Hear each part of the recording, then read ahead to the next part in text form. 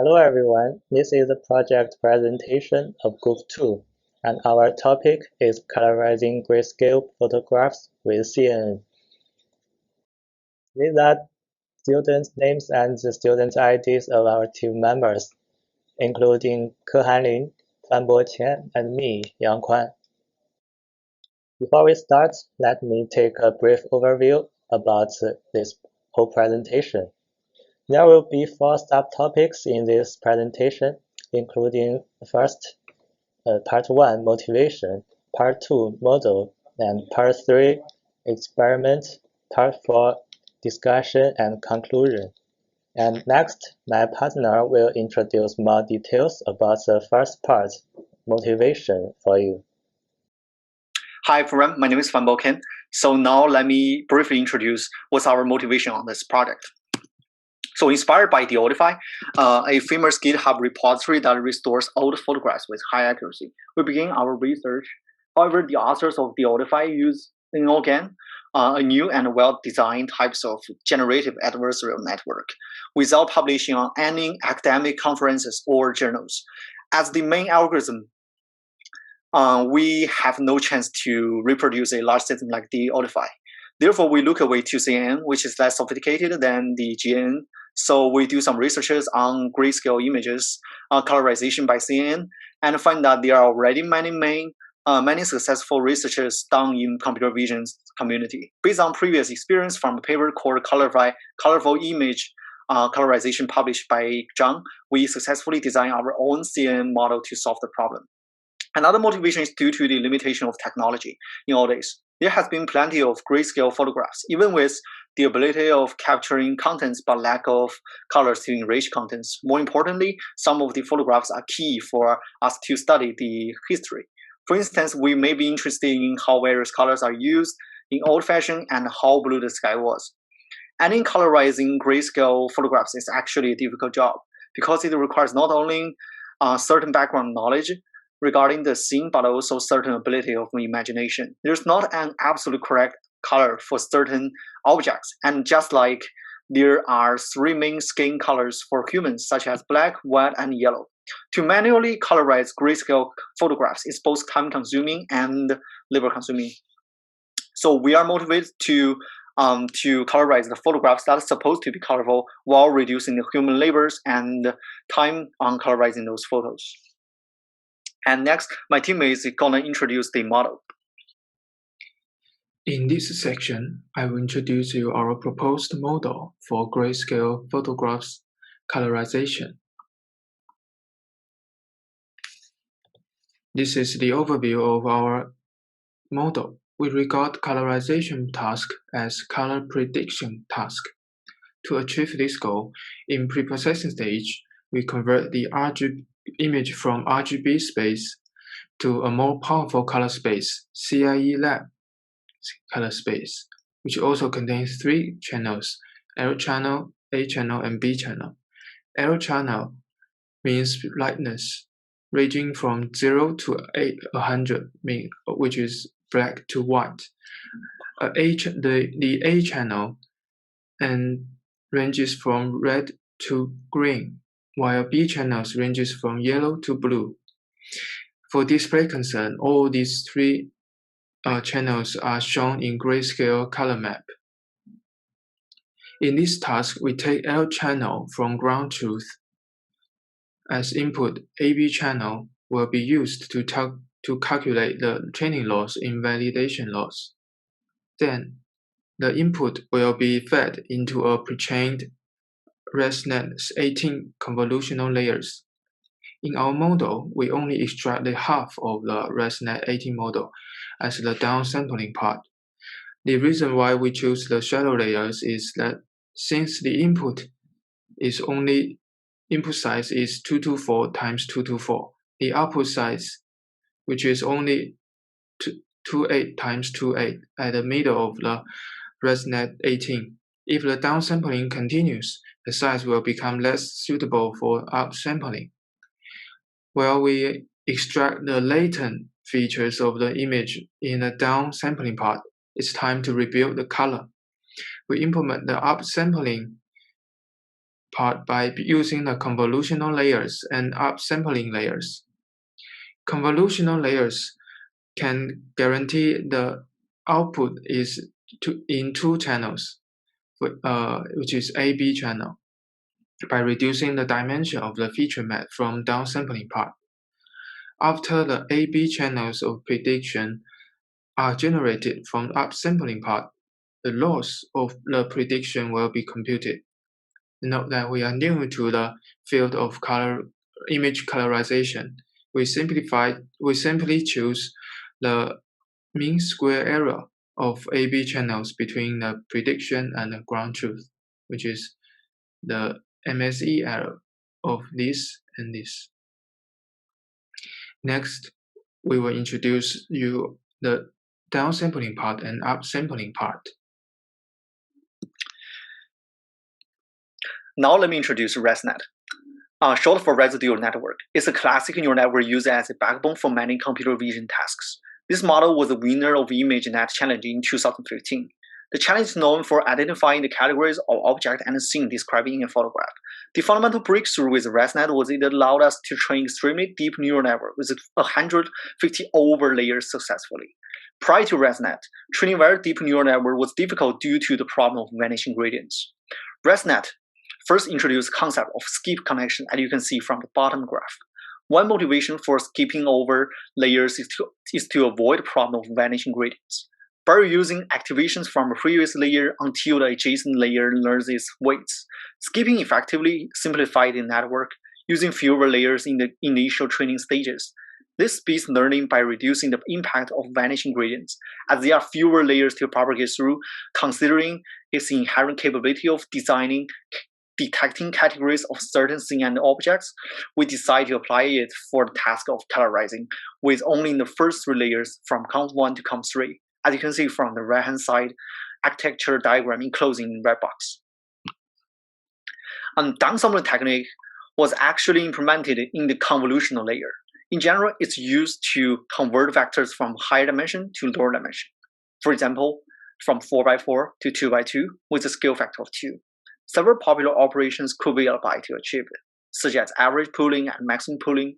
In the context of ResNet 18, both maximum pooling and average pooling are used. The right-hand side diagram just illustrates the max pooling operation. As you can see from the top, the top left 2x2 block, there are 4 numbers, which are 5, 3, 3, and 3. So we select the maximum one, which is 5. So on and so forth for the rest blocks. And as you may just notice that the upsampling name, as the name is indicates, the upsampling is actually a reverse operation as downsampling. Due to the ResNet 18 extracting main features from the grayscale input, the features are in smaller dimension. In order to reconstruct vectors which still pertain same dimension as the input, the feature vectors are required to be expanded in 2 dimensions. Therefore, upsampling in the context of CNN is a technique which expands a single value in a vector in 2 dimensions, as demonstrated by the diagram here. The original 1x1 dimension vector with an entry of 3 expanded into a 2x2 dimensional vector with 4 entries of 3. We implement the upsampling technique in PyTorch by simply calling the function n.upsample, scale factor equal to 2, which accomplishes exactly what the figure does. Next, my teammate is going to guide you through our experiment result in details. Now it's time to showing you our experiment for our model. The dataset we used in this project is a subset of MIT Places 205 dataset. It contains locations, landscapes, and buildings. The first 1,000 images are used for validation, whereas the rest 40,000 images are used for training. The images are 256 x 256 within RGB color space. We later on will conduct a preprocessing task by converting the color space and resizing the images. In the experiment, we firstly trained our model for 100 epochs on 40,000 images with a DAM optimizer. We set the learning rate of our model at 0.01. It takes us for a few days to complete the training process. During the training process, we also discovered that the loss of the training set is always fluctuating around 0.002 and 0.003 after 40 epochs. Despite the fact that our model seems to be not trained well, we encourage ourselves to have a comparison with the model that had been proposed on ECCV16. The CNN model, our rival, is from the paper Colorful Image Colorization, written by Richard Zhang. When we look into the code repository of this CNN model, we found that the authors had trained their model for hundreds of epochs on 1 million images to get the best performance of the model. This is the experimental results of the model comparison with the ground truth. From H1 to H10 to image 10, our model has a better outcome on landscapes such as image 1, image 3, and image 5. According to our dataset, which is mostly landscapes and other scenes of places, it is not surprising that our model can have such good outcome. Although some outcomes of our rival can even fool our eyes, like image 8, image 9, and image 10. We are still delighted to see that the outcome of our model on image 3 is almost the same with the ground truth. It is also worth to say that both our model and our rival are somehow precise on image 4. Though through these outputs, we found that our rival outputs its results with higher values on A channel that can result in some reddish blur on images. For example, in image 1, image 6, and image 7. We also discovered that some less frequently appeared objects, such as the blue wall on image 4, are not completely learned by both of two models. After all, we are still satisfied with the outcome of our model. We believe that our model can still have a not bad performance on grayscale photograph colorization. And next, we will discuss something about our model and do the conclusion.